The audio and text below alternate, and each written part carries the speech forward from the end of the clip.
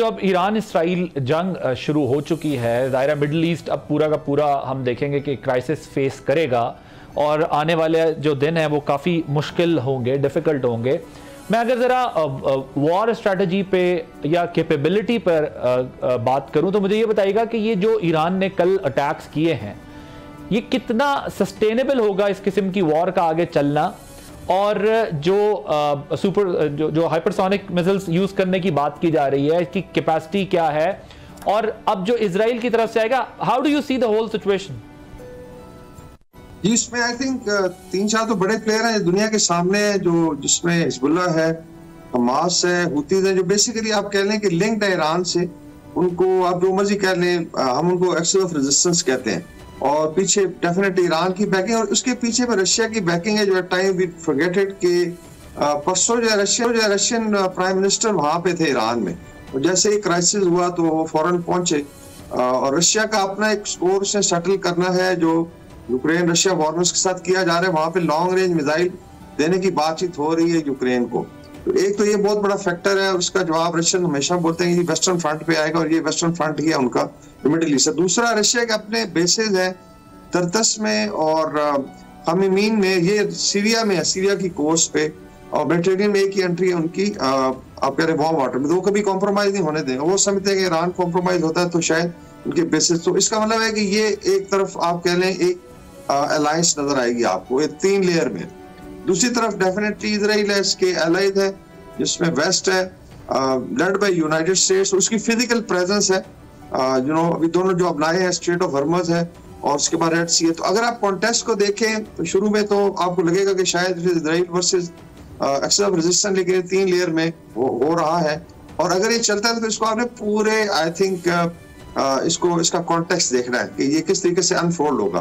That's why लोग बात करें कि अगर ये चीजें आगे चलती हैं तो फिर मिनी वर्ल्ड वॉर 3 शुरू हो सकती है।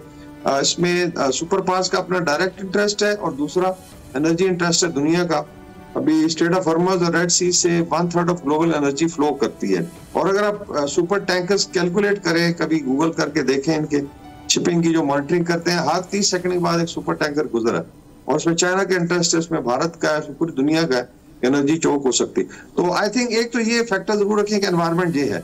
दूसरा, अभी तक जो मिलिट्री स्ट्रेटजी है ईरान जो लेट्स से इजराइल की रही है कि पहले मुतारफ ग्रुपों को 1 बाय 1 टैकल करे, उसकी लीडरशिप को उसने निशाना बनाया, इसमें टेक्नोलॉजी का यूज हुआ, और दूसरा एक दूसरे साइड को डीमोरलाइज करे, और मे भी उसमें फिर जहां उसको मौका मिलता है वो आई थिंक फेज वाइज आगे चल रहा है लड़ाई को। बहरहाल 1 साल क्या ईरान के जो प्रॉक्सीज कहलाती हैं, जो उनको ईरान को इजराइल न्यूट्रलाइज करने में कामयाब हुआ है, और जो कल रिस्पांस ईरान ने दिया है उसके बाद ज़ाहिर है वो एक आयरन डूम और एक जो एक इंप्रेशन था, एक मिथ बनी हुई थी इजराइल की, वो तो कॉम्प्रोमाइज हुई है। सो रिटेलिएशन दैट इज देयर। लेकिन ये मुझे बताइएगा कि किस हद तक जो है वो न्यूट्रलाइज कर सका है इजराइल ईरान के इन लोगों को? आई थिंक उसमें हमास पे तो काफी ज्यादा डेंट है, हिजबुल्लाह की लीडरशिप लेवल तक है। हिजबुल्लाह को कह सकते हैं कि ये it is down but not out, they are very much there. अभी भी जो खबरें हैं ग्राउंड ऑफेंसिव में, उन्होंने आई थिंक कोई रिकॉनेसेंस फोर्स भेजी थी इजराइल ने, तो उनको नुकसानात हुए। लेबनान का भी जो बॉर्डर इजराइल के साथ है बड़ा डिफिकल्ट है, माउंटेनस है। सेम है जो ईरान की अपनी टेरेन बड़ी माउंटेनस है, मतलब उसमें बहुत कम जगह जहाँ प्लेन में आप टैंक शैंक ले जा सकते हैं, आपने ऑलमोस्ट थ्रू माउंटेनस उसमें इलाके में फाइट करना है। तो डेंट उन्होंने जरूर किया है, लेकिन ये रीग्रुपिंग भी होगी। नए उनके जो हिजबुल्लाह के कमांडर हैं वो ऑलरेडी आई थिंक अपॉइंट हो गए, सेक्रेटरी जनरल है या डिप्टी सेक्रेटरी जनरल है। और फिर ईरान का रिस्पॉन्स, अच्छा ईरान का रिस्पॉन्स बड़ा नेचुरल था मेरे ख्याल में, से कोई छंबे की बात नहीं है कि जब आप पहले उनके प्रेसिडेंट के ऊपर भी शक हो रहा है कि रईसी साहब को भी इस तरह शहीद किया गया, फिर उसके बाद इस्माइल हनिया का शहादत है विद इन ईरान। इस सारे एक्सरसाइज में जो इस वक्त चल रही है, पाकिस्तान की जो है वो क्या पोजीशन होगी फ्यूचर में, और पाकिस्तान के अंदर बाहर जो इस वक्त हमारे पास चैलेंजेस हैं, how do we tackle these challenges? Because अब तो रीजनल रीसेट चेंजेस हमें दिखाई दे रहे हैं। जी, अगर तो फॉरेन पॉलिसी को देखें तो आई थिंक मोफा बेहतर कमेंट कर सकती है। मैं सिर्फ बात करूंगा कि जो है पाकिस्तान इसको मैनेज कैसे करना है। डेफिनेटली जो मैंने मिलिट्री के पर्सपेक्टिव में आपसे सवाल पूछा है।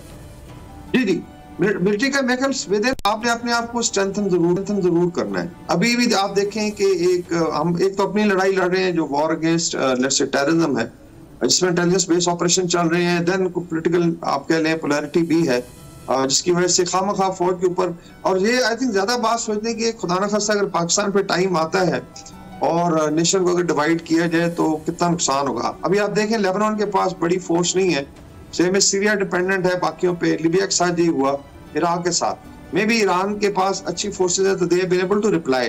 तो आई थिंक सबसे बड़ा लेसन इसमें एक तो ये मिलिटरीली आपने स्ट्रेंथन अपने आप को रखना है और अवाम और मिलिट्री के दरमियान कोई गैप नहीं आना, because that is very very dangerous. जो नेतन्याहू की स्पीच थी उसने एड्रेस किया ईरानियन पब्लिक को आई थिंक कल हमले से पहले, और उसने उसमें अपील की थी कि आप उनको उठा के परे मार लीजिए, because that is a kind of narrative जो चलता है जब अवाम और फौज में गैप क्रिएट हो तो बड़ा खतरनाक होता है।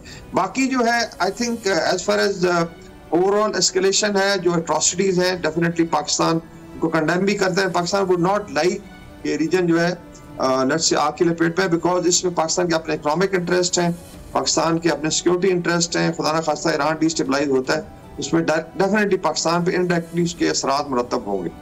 लेकिन ये फिर पूरे रीजन को देखना है। Mainly I think militarily we should be definitely building up capacity जो है, चाहे मिसाइल कैपेबिलिटी है, न्यूक्लियर कैपेबिलिटी आपका बहुत बड़ा डिटरेंट है, और फिर जो कन्वर्शन कैपेबिलिटी इसको आपने मेंटेन रखना है। मेरे ख्याल इसमें यही लेसन है, कमजोरी नहीं दिखानी। सब्सक्राइब करें और बेल दबाएं ताकि कोई खबर रह न जाए।